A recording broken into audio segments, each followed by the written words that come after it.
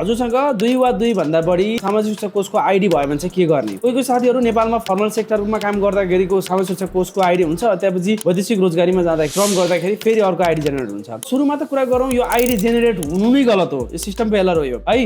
अब यो डोफेको सिस्टम एकदमै आउटडेटेड छ, त्यसपछि हाम्रो सामाजिक सुरक्षा कोषको सिस्टमसँग चाहिँ लिङ्क छैन। सो यसले डुप्लिकेट डिटेक्ट गर्न सक्दैन। तेरो एसएसआइडी छ अलरेडी, त्यो आइडी भनेर यिनीहरूले डिटेक्ट गर्न सक्ने इन्टरलिङ्क छैन यी सिस्टमहरू। त्यसै गर्दाखेरि तपाईँले जतिचोटि ट्राई गर्नुभयो भने तपाईँको एसएसआइडी क्रिएट हुन्छ। अब यसले गर्दा के जाउ हुन्छ भन्दाखेरि नेपालमा फर्मल सेक्टरमा काम गरेको व्यक्ति अनि उसले कन्ट्रिब्युट गरिरहेछ, उसको अलिकति एमाउन्ट चाहिँ सामाजिक सुरक्षा कोषमा जम्मा भइसकेको छ। ऊ वैदेशिक रोजगारीमा जाने बेलामा फेरि उसले कन्ट्रिब्युट गर्छ, उसको दुईटा आइडी भयो। अब उसले कुनमा पैसा जम्मा गरेर कुनबाट सेवा लिने भन्ने भयो। एउटा चाहिँ फेरि नेपालमा गरेकोमा कन्टिन्यू गर्न पनि मिल्छ, उसले चाहिँ सेल्फ कन्ट्रिब्युसन। त्यसले गर्दाखेरि फेरि समस्या हुन्छ, किन भन्दा वैदेशिक रोजगारीको सिलसिलामा विदेशमा छ, उसले पाउने सुविधा त वैदेशिक रोजगारी अन्तर्गत हुनुपर्ने हो। उसले फेरि सामाजिक सुरक्षा कोषको पैसा तिर्न भने भोलि उसको श्रम रिन्यू हुँदैन, वैदेशिक रोजगारीको आइडीबाट गर्नु पर्यो। वैदेशिक रोजगारीबाट कन्टिन्यू गरोस् उसले, यता नेपालमा कन्ट्रिब्युट गरे पैसा चाहिँ फेरि यता होल्ड भएर बसिरहेछ हैन। यो हिसाबले समस्या छ। यो समस्याको समाधान गर्न कोषले पनि सकेन रहेछ। मैले त आजसम्म हामीलाई सुन्ने साथीहरूलाई चाहिँ उसले माइग्रेट गरिदिन्छ एकाउन्ट भनेर मैले सजेस्ट गरिदिन्थेँ। सायद मलाई यति सानो सिम्पल कुरा पनि उसले गरे होला भन्ने थियो मेरो एजुम्सन हैन। मलाई बाहिर पब्लिकली त उहाँहरूको डेटाहरू छैन, त्यस्तो इन्फर्मेसन